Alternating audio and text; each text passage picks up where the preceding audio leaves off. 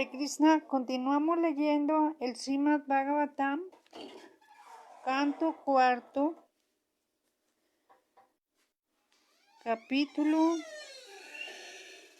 5, traducido por su divina gracia Seva Bhaktivedanta Swami Prabhupada. Maitreya dijo, el título del capítulo es Fracaso del sacrificio de Daksa.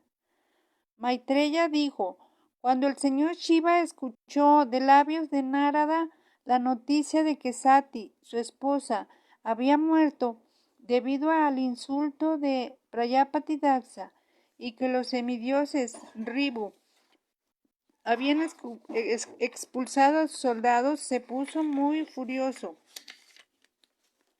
extremadamente furioso, y mordiéndose los labios, el señor Shiva se arrancó inmediatamente de la cabeza un pelo que llameaba como el fuego o la electricidad.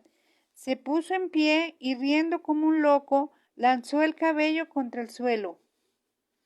De este modo creó un terrible demonio negro, tan alto como el cielo y tan brillante como 3 soles juntos. Sus dientes eran aterradores y los pelos de su cabeza parecían llamaradas de fuego. Tenía miles de brazos en los que empuñaba diversas clases de armas y llevaba un collar de cabezas humanas. Juntando las manos, el gigantesco demonio preguntó, «Mi señor, ¿qué debo hacer?» El señor Shiva, que recibe el nombre de Bhutanath, le ordenó directamente, «Has nacido de mi cuerpo y por ello eres el jefe de todos mis aliados. Así pues, mata a Daksa y a sus soldados en el lugar del sacrificio».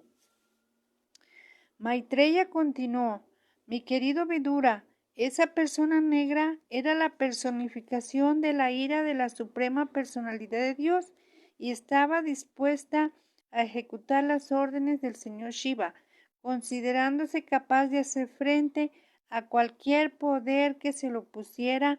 Caminó dando vueltas alrededor del señor Shiva, levantando un clamor tumultuoso. Muchos otros soldados del señor Shiva siguieron a la feroz personalidad. Llevaba un gran tridente, tan espantoso como para matar incluso a la muerte, y en las piernas llevaba jorcas que parecían rugir. En ese momento, todas las personas reunidas en el recinto del sacrificio, los sacerdotes, el director de la celebración del sacrificio, los brahmanas y las esposas de estos, se preguntaron de dónde venía aquella oscuridad. Después pudieron entender que era una tormenta de polvo y se llenaron de ansiedad. Haciendo suposiciones sobre el origen de la tormenta, decían, no sopla ningún viento, ni pasan vacas por el camino, y esta tormenta no pueden haberla levantado unos bandidos, pues todavía vive el fuerte rey Barji, que siempre castiga a los ladrones. ¿De dónde viene esta tormenta de polvo? ¿Ha llegado el momento de la disolución del planeta? Junto con las demás mujeres allí reunidas, Prasuti, la esposa de Daksa, presa de la angustia, dijo, este peligro lo ha creado Daksa debido a la muerte de Sati, que a pesar de que era completamente inocente, abandonó el cuerpo en presencia de sus hermanas.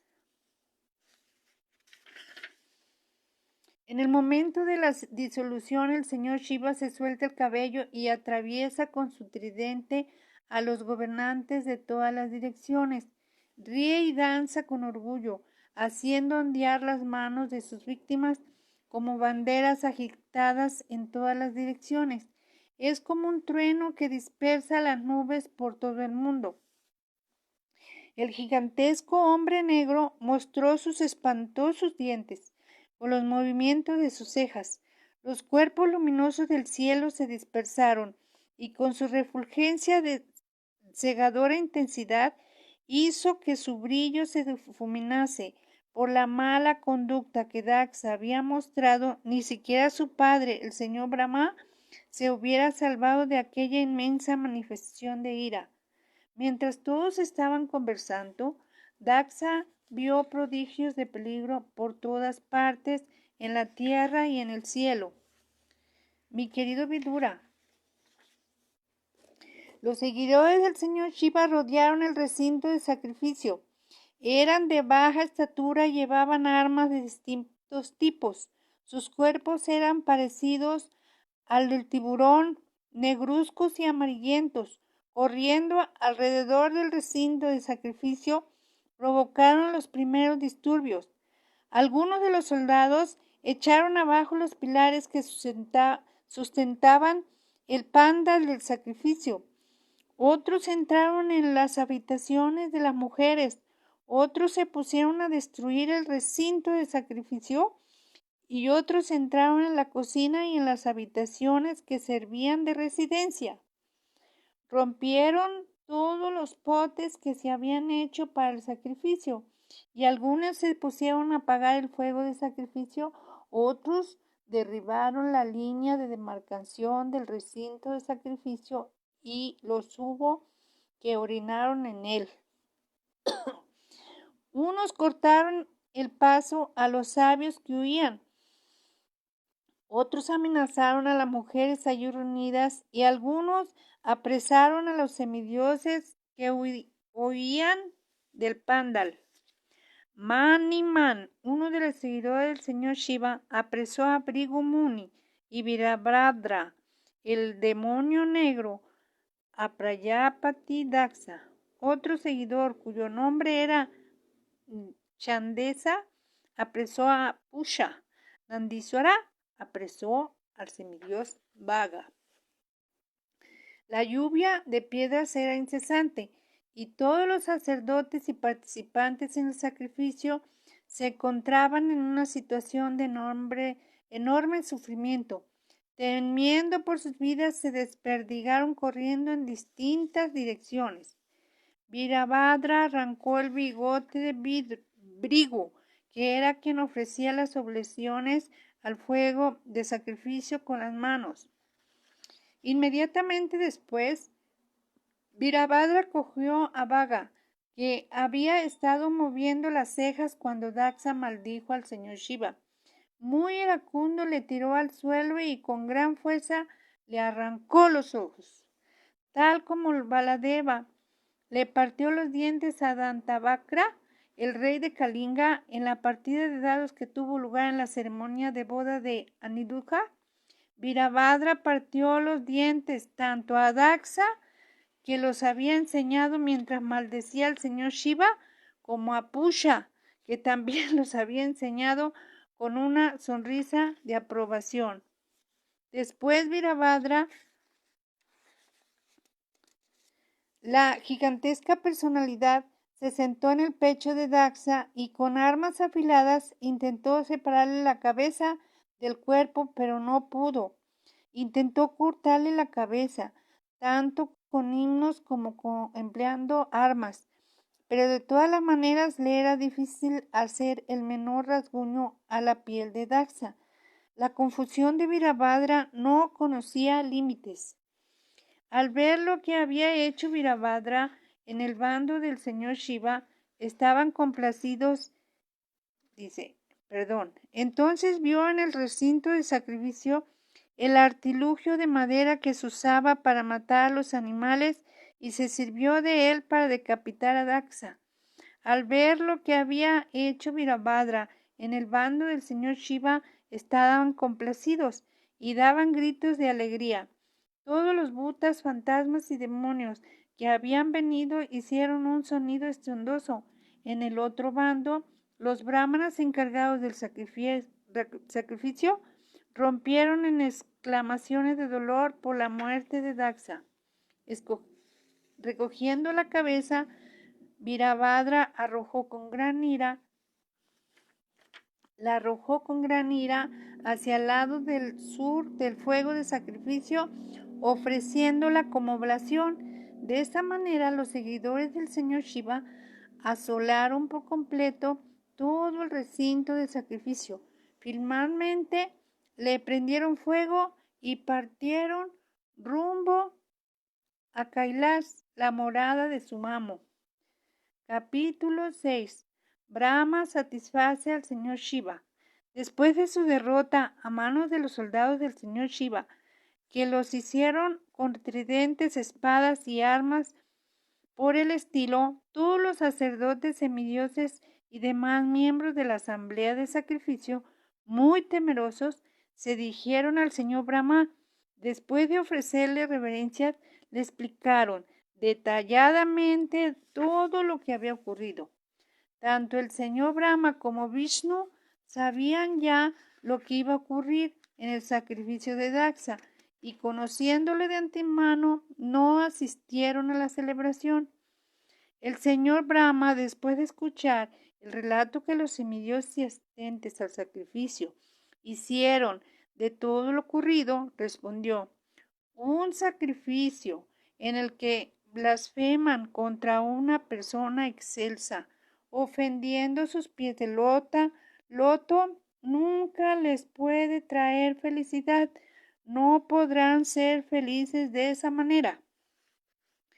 Han negado al señor Shiva la participación en los resultados del sacrificio y por lo tanto han cometido una ofensa contra sus pies de loto. Con todo, si se dirigen a él sin reparos en su mente y se rinden a él postrándose a sus pies de loto, él se sentirá muy complacido. El señor Brahma les advirtió también que el señor Shiva es tan poderoso que su ira puede destruir en un instante todos los planetas y a sus príncipes controladores.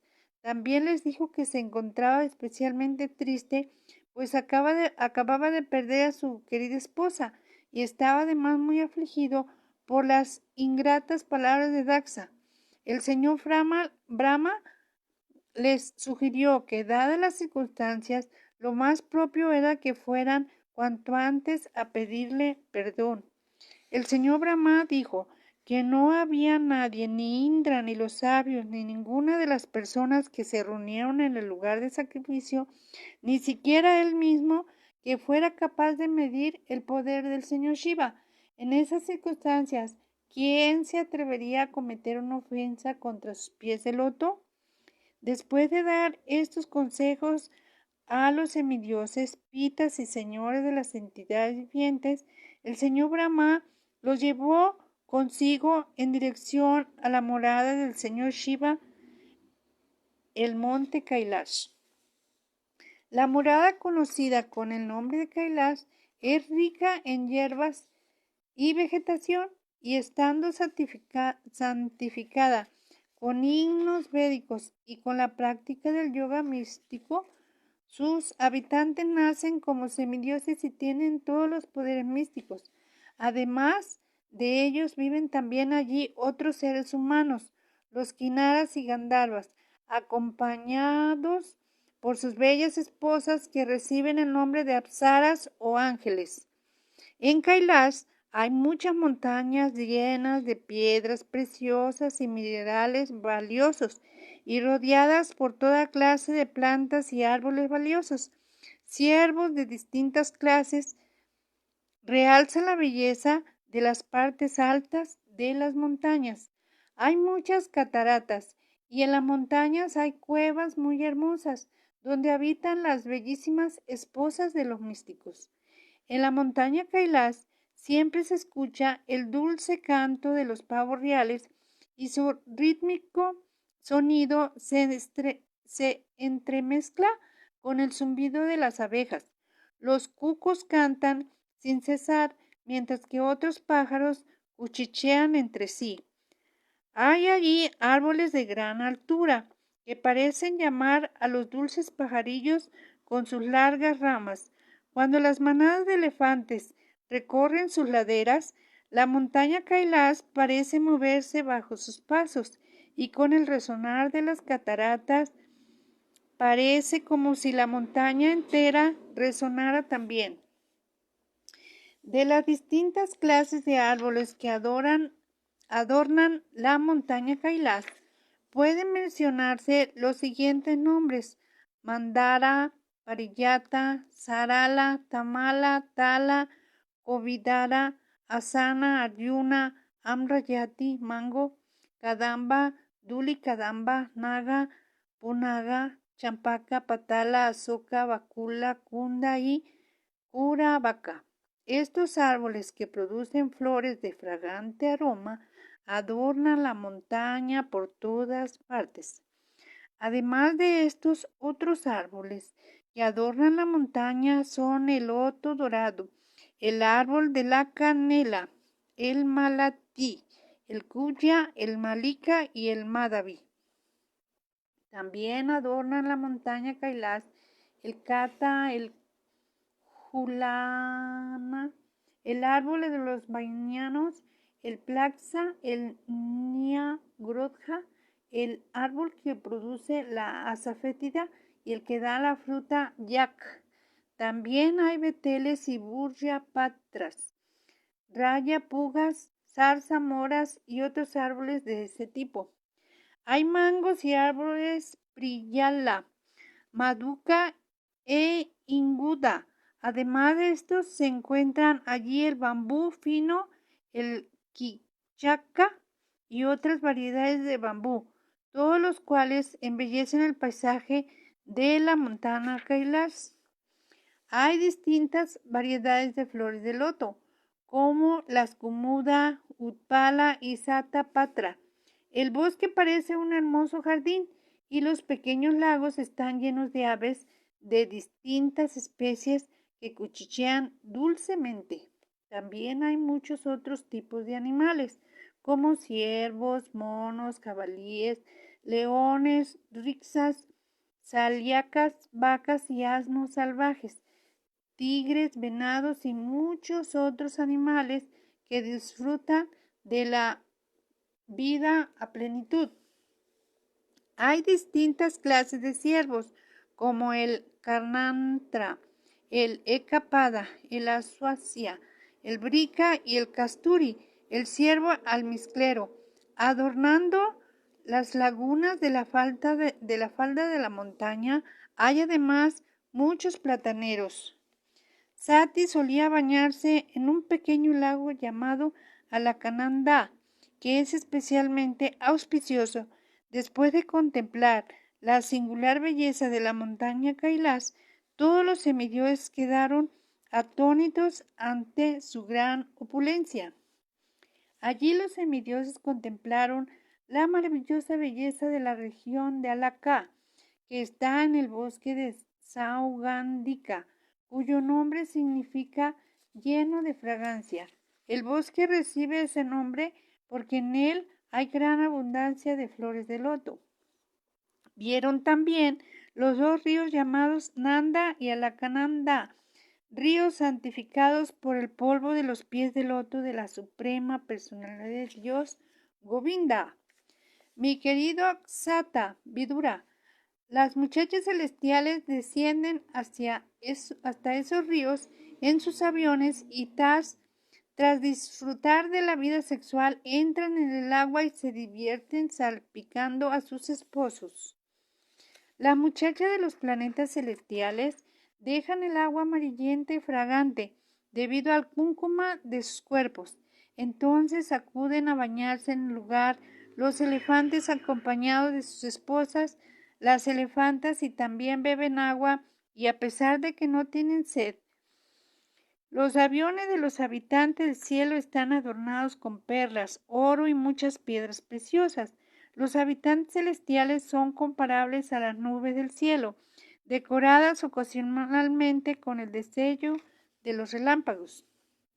En su viaje, los semidioses sobrevolaron el bosque Saugandika, que está lleno de toda clase de flores, frutas y árboles de los deseos. Mientras sobrevolaban el bosque, vieron también los dominios de Yaxesora. En ese bosque celestial había muchas aves de cuello rojizo, cuyos dulces sonidos se entremezclaban con el zumbar de las abejas. Los lagos adornados con gran cantidad de flores de loto de tallo grueso estaban poblados por cisnes que emitían sus característicos graznidos. Incitados por la influencia de la atmósfera, los elefantes salvajes se dirigieron en manada hacia el bosque de sándalos, y el viento agitó con su soplo la mente de las muchachas allí presentes, haciéndoles desear más disfrute sexual. Vieron también los gatas de baño, cuyas escaleras estaban hechas de baiduria mani. El agua estaba llena de flores de loto. Más allá de esos lagos, los semidioses llegaron a un lugar donde había un gran árbol de los banianos. El árbol de los banianos medía 1300 kilómetros de altura y sus ramas cubrían una extensión aproximada de 1000 kilómetros.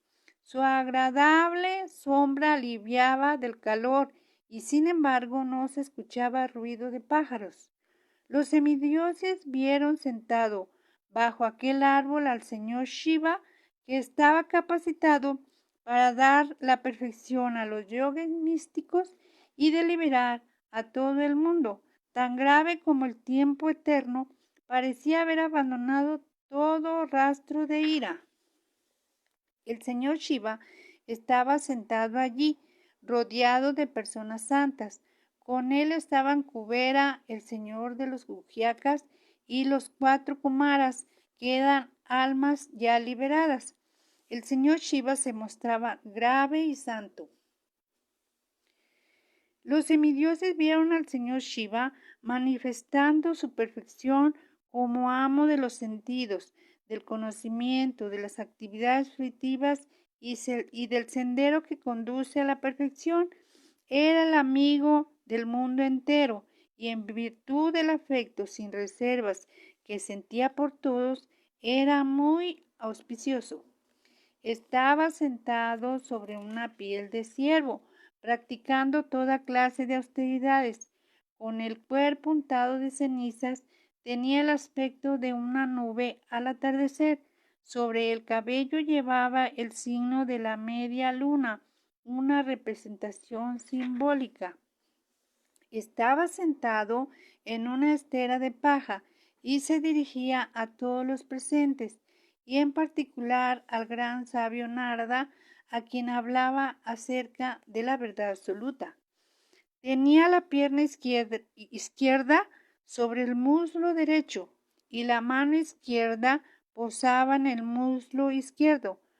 Con la mano derecha sostenía cuentas Rudaksha. Esta manera de sentarse se denomina virasana. Sentado en esa postura, esgrimía su dedo en actitud argumentativa. Todos los sabios y semidioses encabezados por Indra ofrecieron sus respetuosas reverencias al señor Shiva con las manos juntas. El señor Shiva llevaba ropas de color azafrán y estaba absorto en trance. Por su aspecto parecía el más eminente de los sabios. Tanto los semidioses como los demonios adoraban los pies del loto del señor Shiva, pero él tan pronto como vio que entre los semidioses estaba el señor Brahma, se levantó y a pesar de su excelsa posición le ofreció reverencias postrándose y tocando sus pies de loto, del mismo modo que Vamanadeva había ofrecido sus respetuosas reverencias a Kasyapa Muni. Narada y los demás sabios que estaban con el señor Shiva ofrecieron también sus respetuosas reverencias al señor Brahma. Después de recibir su adoración, el señor Brahma, sonriendo, se dirigió al señor Shiva. El señor Brahma dijo: mi querido señor Shiva, sé que tú eres el controlador de toda la manifestación cósmica, de la cual eres simultáneamente padre y madre. Eres además el Brahman supremo, que está más allá de esa manifestación. Yo te conozco de esa forma. Mi querido Señor, tú creas, mantienes y aniquilas la manifestación cósmica mediante la expansión de tu persona, exactamente como una araña crea, mantiene y retrae su tela. Mi querido señor, tu señoría, por medio de Daxa, ha implantado el sistema de sacrificios, por el cual podemos obtener los beneficios de las actividades religiosas y la prosperidad económica. La respetabilidad de la institución de 4 varnas y 4 ashram radica en tus principios regulativos. Por lo tanto, los brahmanas hacen voto de seguir estrictamente ese sistema. Oh Señor, oh tú el más auspicioso, te has fijado los planetas celestiales, los vaikuntas espirituales y la esfera del Brahman impersonal, como los respectivos destinos de los ejecutantes de actividades auspiciosas. De la misma manera, a otros que son malvados, los destinas a infiernos horribles y espantosos. A pesar de todo, a veces vemos que sucede lo contrario. Es muy difícil averiguar a qué se debe esto. Mi querido Señor, en verdad, los devotos que han dedicado por completo su vida a tus pies de loto observan tu presencia como Paramatma en todos los seres. Con esa visión, ellos no hacen diferencias entre los seres vivos y tratan a todas las entidades vivientes con ecuanimidad. Nunca se dejan llevar por la ira, es decir, no son como los animales que no pueden ver más allá sin hacer diferencias. Las personas que hacen diferencias entre unas cosas y otras, que simplemente están apegadas a las actividades fruitivas, que tienen una mentalidad ruin y que sienten dolor siempre que vean a los demás en condiciones prósperas y por esa razón los hacen sufrir con palabras ásperas e hirientes, están muertas ya, pues la providencia las ha matado. No es necesario que una personalidad gloriosa como tú las mate de nuevo. Qué interesante. Mi querido Señor, aunque los materialistas que de por sí están confundidos bajo la insuperable energía ilusoria del Dios Supremo, en ciertas ocasiones cometen ofensas, la persona santa, con compasión, no lo toma en serio, sabiendo que cometen ofensas porque están bajo el yugo de la energía ilusoria.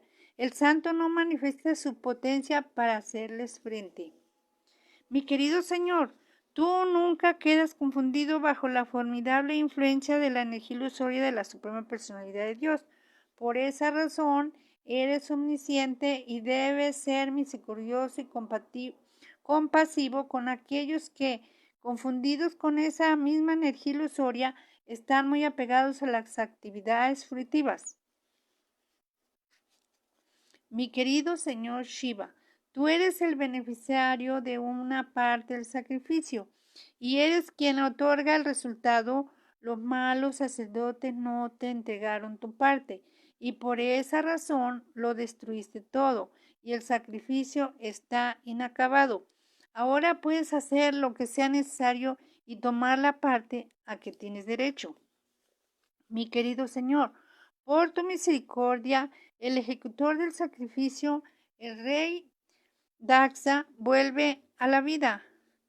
Que Vaga recupere los ojos, Brigu el bigote y Pusha los dientes. Oh Señor Shiva, que por tu gracia los semidioses y sacerdotes, a quienes tus soldados rompieron los miembros, se recuperen de las heridas. Oh destructor del sacrificio, por favor toma tu porción y permite por tu gracia que el sacrificio se complete. Así terminan los significados de Bhaktivedanta correspondientes al capítulo 6, canto 4 del Srimad Bhagavatam titulado Brahma satisface al Señor Shiva. Continuará. Hare Krishna.